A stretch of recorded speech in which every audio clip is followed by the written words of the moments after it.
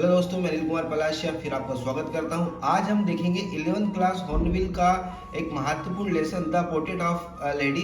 इसमें अगर लेसन का हम सारांश समझे तो एक लेखक है जो अपनी दादी के साथ बचपन में अपनी दादी के साथ गांव में रहता था और उसके बाद दादी ही उसकी मतलब देखभाल करती थी, पढ़ाई वगैरह उसको तैयार करना, स्कूल ले जाना, स्कूल से लेके आना, उसके भोजन संबंधी सारी जानकारी मतलब सारी चीज़ें उसकी दादी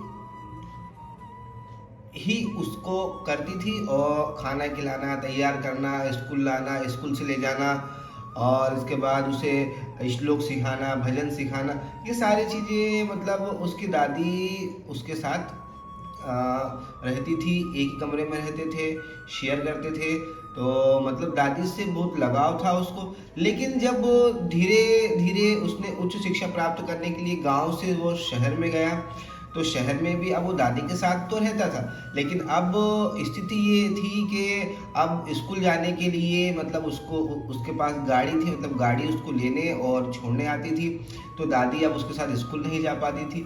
और इसके बाद लेसन में अगर हम देखें तो अब जो जिस स्कूल में वो पढ़ता था वहाँ पर वेस्टर्न इंग्लिश थी और धर्म कर्म के बारे में कोई बातें नहीं होती थी, कोई श्लोक वगैरह उन्हें सिखाया नहीं जाता था। पश्चात संस्कृति का बोलबाला ज़्यादा था, जिसके कारण दादी को ऐसा लगता था कि मेरा बच्चा जो है वो पश्चात संस्कृति में से घिर रहा है और भारतीय संस्कृति से दूर हो रहा है। तो इस तरीके से दादी और पोते में भिन्नताएं देखने को मिली। इसके बाद जब लेखक 5 साल के लिए उच्च शिक्षा प्राप्त करने के लिए विदेश गया और उसके बाद भी दादी और दोनों के बीच में कोई बातचीत नहीं हुई थी। पोता विदेश भी चला गया, विदेश से पढ़कर भी वापस आया, तो दादी ने उसका बहुत अच्छे से स्वागत भी किया। और इस तरीके से ये स्टोरी मतलब दादी और पोते पर डिपेंडेड है।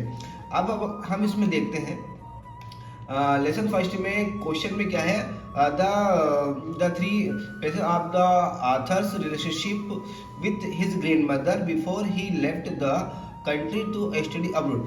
विदेश में अध्ययन करने के लिए देश छोड़ने से पहले लेखक ने अपनी दादी के साथ रिश्ते के 3 चरण मतलब दादी के साथ उसका व्यवहार उस मतलब किस प्रकार का था या किस प्रकार दादी और पोता एक साथ रहते थे, दादी किस प्रकार से देखभाल करती थी, उन चीज़ों को हमको इसमें एक्सप्लेन करना है। तो the author lived with his great mother in the village, she used to take care of him. तो लेखक अपनी दादी के साथ गांव में रहता था और दादी उसकी संभाल करती थी, मतलब दादी उसकी देखभाल करती थी। ठीक है, फर्स्ट में हम ये देख सकते हैं, when he was study in the city school, he used to live in a room with his grandmother। जब वे शहर के स्कूल में पढ़ते थे, मतलब शहर के स्कूल में पढ़ने के लिए गए, तो वे अपनी दादी के साथ कमरे में तो रहते थे, लेकिन अब इस प्रकार का डिस्कशन नहीं हो पाता था। ठीक, इसके बाद देखते हैं when he was provided separate room, मतलब separate room in the university, he got from his grandmother। मतलब जब उन्हें विश्वविद्यालय में एक अलग कमरा प्रदान किया गया तो वे दादी से मतलब अलग हो गए, मतलब अब दादी के साथ उनकी कोई प्रतिक्रिया नहीं। तो अब हम इस क्वेश्चन में इस आंसर में देखते हैं, इस आंसर में हमने देखा कि पहले लेखक जो था वो दादी के साथ रहता था, दादी के साथ कमरा शेयर करता था। इसके बाद जब वो मतलब शहर में आए तो भी वो साथ रहते थे, ठीक है, लेकिन अब वो पश्चात संस्कृति के कारण दादी और उनमें ठीक से मतलब बातें नहीं हो पाती थी। अब इसके बाद जब वो उच्च शिक्षा प्राप्त करने के लिए जब वो मतलब विश्वविद्यालय गए, तो अब वो पूरी तरीके से दादी और उसके बीच में बोलचाल मतलब बंद हो गई थी। ये क्वेश्चन है अपना फर्स्ट। सेकंड क्वेश्चन में देखते हैं, three reason why the author's grandmother was disturbed when he started going to the city school। मतलब लेखक की दादी के शहर के स्कूल में जाने के पश्चात होने के 3 कारण, मतलब लेखक की जो दादी थी जब लेखक शहर के स्कूल में जाने लगा तो दादी को क्या परेशानी है, मतलब क्या किस प्रकार से दादी का बिहेवियर या क्या मतलब दादी क्या सोचती थी राइटर के बारे में, स्कूल के बारे में, शहर के स्कूल के बारे में, तो उसको देखते हैं। तो द रीज़न आप ग्रैंड मदर देखते हैं, he did not like western education and science, मतलब जो दादी थी वो उन्हें पश्चिमी शिक्षा और विज्ञान पसंद नहीं था। ठीक है, there are no script and teaching of god, मतलब कि वहाँ कोई शास्त्र और ईश्वर के बारे में बातें नहीं होती, मतलब शास्त्र और शिक्षा के बारे में कोई बातें नहीं होती, ईश्वर के बारे में कोई बातें नहीं होती। Did not like English music, और वहाँ की जो वेस्टर्न इंग्लिश है या वेस्टर्न सॉन्ग है या वेस्टर्न म्यूजिक है या वेस्टर्न संस्कृति है वो भी दादी को पसंद नहीं था। तो सेकंड क्वेश्चन में इस तरीके से बताया गया है। इसके बाद हम थर्ड क्वेश्चन देखते हैं, there ways in the which the author's grandmother spend her days after he grow up, मतलब कि लेखक के बड़े होने के बाद उसकी दादी ने अपने दिन मतलब किन तरीकों से बिताया, मतलब किन 3 तरीकों से बिताए, किस तरीके से बिताए, ये हमें बताना।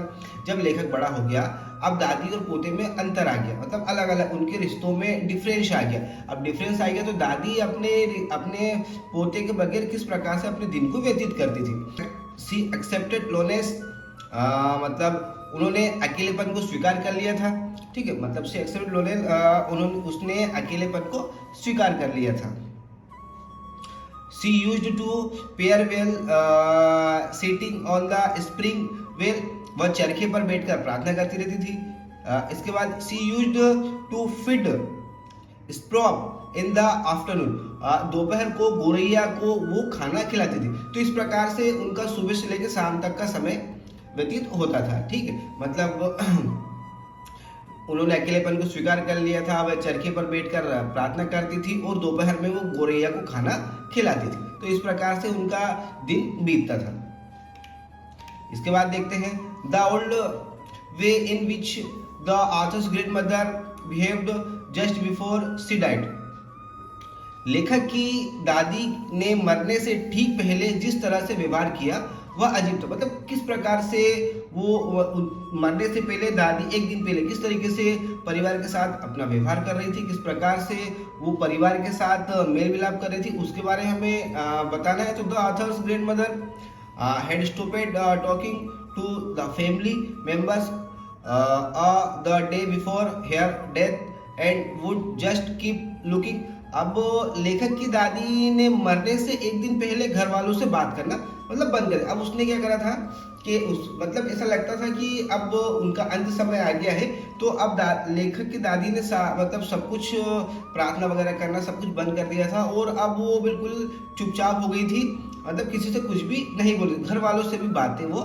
नहीं कर रही थी। ठीक है, she had become totally silent and was not giving any reply even after the family members asked her to do so, वह बिल्कुल चुप हो गई थी, घर वालों के कहने के बाद भी कोई जवाब वह नहीं दे रही थी। इसके बाद नेक्स्ट क्वेश्चन है the way in which the express their sorrow when the author's grandmother died, लेखक की दादी की मृत्यु पर गोरैया ने जिस तरह से अपना दुख व्यक्त किया, जब लेखक की दादी की मृत्यु हुई तो गोरैया जो पक्षी है उन्होंने अपना दुख किस प्रकार से व्यक्त किया।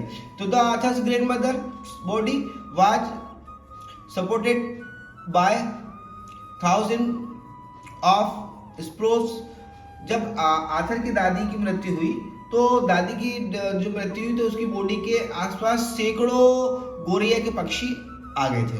The did not even play attention to the piece of bread, और उन्होंने मतलब रोटी के टुकड़ों को भी छुआ भी नहीं था, मतलब उन्होंने उसको उसकी तरफ देखा भी नहीं था।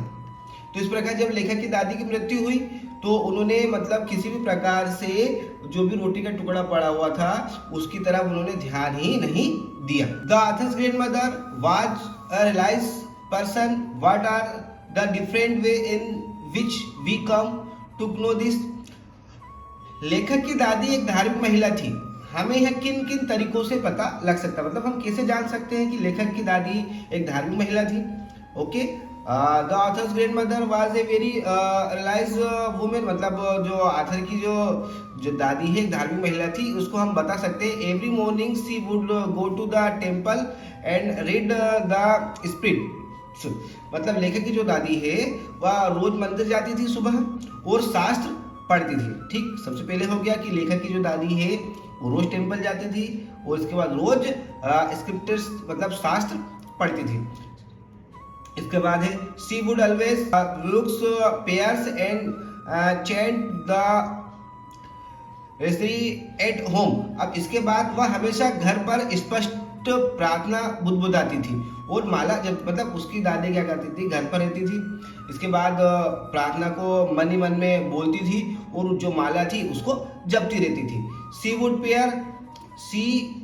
Pair will helping the author's get ready for school. उसकी दादी क्या करती थी कि लेखक को जब वो तैयार करती थी तो उस समय भी दादी मतलब अपने मन में भगवान का जो ईश्वर का जो नाम है उसको रटती रहती थी, मतलब उसी को याद किया करती थी, इसके अलावा उसके पास और कोई काम नहीं था।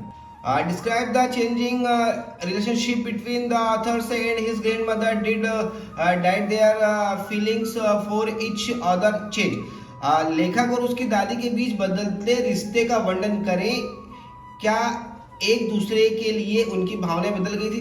देखिए, जब लेखक छोटा था तो दादी से जुड़ा हुआ था, अब लेखक बड़ा हो गया, विदेश से पढ़कर आया, तो इस बीच में दादी और लेखक में मतलब पोते में उनके रिश्तों में डिफरेंस आ गया, अंतर आ गया। The author's was completely dependent on his grand mother is his childhood. बचपन में जो था, जो लेखक था वो अपनी दादी पर पूरी तरीके से निर्भर था क्योंकि दादी ही उसे तैयार करती थी। However their relationship changed when he come to the city. और शहर में जाने के बाद अब ये पूरा का पूरा चेंज हो गया था। जब गांव में रहता था तो अलग बात थी, अब वो शहर में आ गया तो अब पूरी तरीके से चेंज हो गया था। Now he had made new friends us he went to the city school and his education also changed. The grandmother was upset due to the change in education. अब शहर में आने के बाद जो था वो मतलब पूरी तरीके से बदल गया था, उसके नए नए दोस्त बन गए थे और अब जो भी वो पढ़ता था वो उसकी दादी को समझ में नहीं आता था। तो इस तरीके से दादी और उसके बीच में रिश्तों में मतलब बीच में दूरियां आना प्रारंभ हो गई थी।